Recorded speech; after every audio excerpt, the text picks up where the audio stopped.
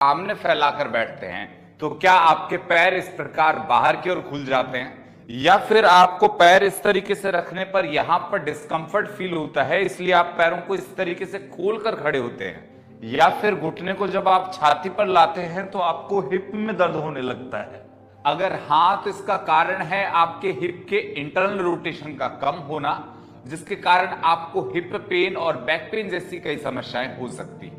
और इसे ठीक करने के लिए आप ये 2 अभ्यास कर सकते हैं। तो पहले अभ्यास के लिए इस तरीके से घुटनों को मोड़कर बैठ जाएं और पैरों को कमर से थोड़ा ज्यादा खोलें। इसके बाद में धीरे धीरे श्वास निकालते हुए घुटनों को राइट साइड में लेकर जाएं, श्वास भरते हुए बीच में आए और फिर से श्वास को निकालते हुए लेफ्ट साइड की ओर लेकर जाएं। फिर दूसरे अभ्यास के लिए इस तरीके से पेट के बल लेटे जाएं और अपने दोनों घुटनों को इस प्रकार से मोड़ें।